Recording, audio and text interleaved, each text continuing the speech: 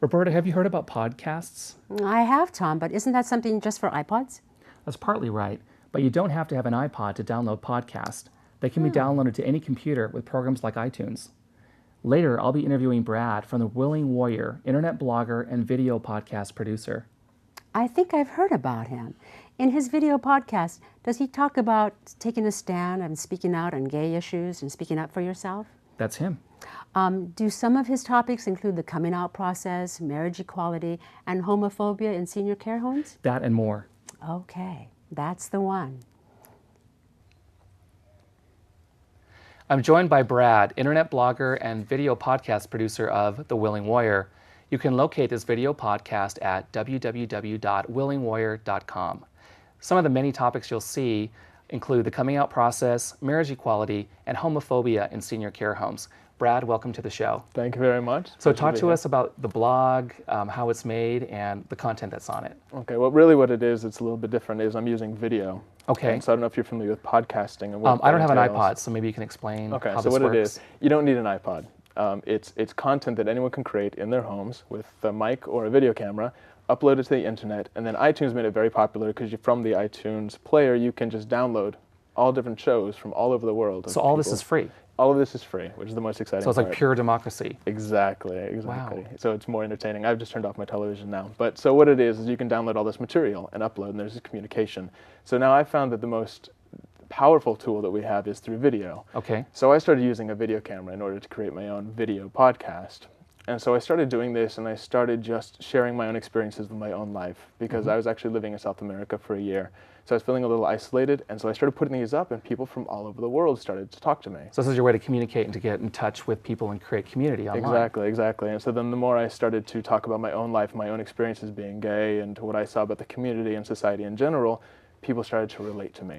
Now, who are the people who are mostly you're interacting with? I get a lot of responses from younger youth that are growing up in places where they don't have a center, they don't have any kind of input of what it means to be gay, or if that it's functional to be gay, that it's okay to be gay. So they find my voice, and they find my face, and they connect to me, and they say, I'm so glad that I found you because I understand a little bit more of what it can mean. So you're reaching people that might not know another gay person, might not be connected to the gay community, and you're able to share something very important with them. Or the other aspect is I'm reaching people that may feel excluded from the community. Excluded in what way? Excluded in the way that if you go to any of the major centers and you pick up a gay rag, they're all hot, they're all white, they're all half naked, and most of them are about parties.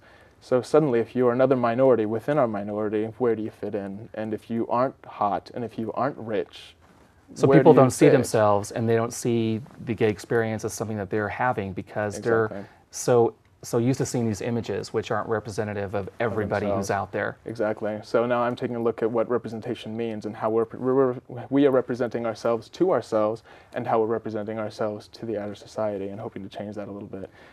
I understand you also have other topics on there about HIV, for example.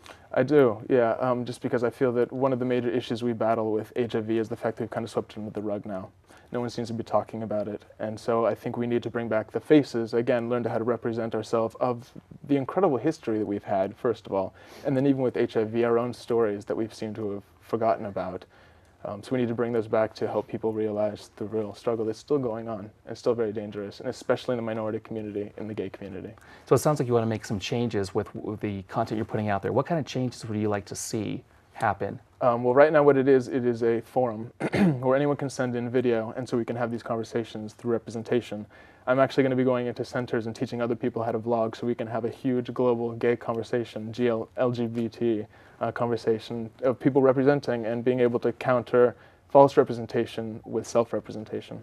So say that again, the representation, the phrase you just said. Yeah, I'm combating false representation with self-representation. False representation being the images that are portrayed. That everyone else is putting out for us. Okay. This image of society, of this culture of what it means to be gay and lesbian and bisexual, transgender, that someone else is telling us, but it isn't really our story. We aren't Brokeback Mountain. We don't live these tragic lives. What lives do we lead? Let's tell them. Interesting, interesting.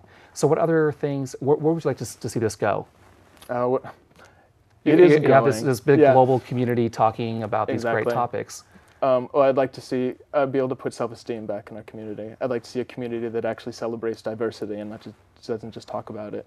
And I'd like to see us taking care of ourselves and having a conversation about what's working within our community and what isn't working within our community, so that we can finally we can create something that's happening and something that's beautiful. That's real and beautiful. Exactly. That's great. Exactly. All right. Well, thank you. Believe it or not, we're out of time. I believe it. I know. For our viewers, please look to your screen, and you will see the website, www.willingwarrior.com. Thank you, Brad, for appearing on our show. We'd love to get mail from you. Send it to Outlook Video at P.O. Box 390996, Mountain View, California, 94039-0996. To contact us by telephone, call 408-293-3040, extension 205. Or you can send email to comments@outlookvideo.org. To learn more about Outlook Video, point your web browser to our webpage at outlookvideo.org.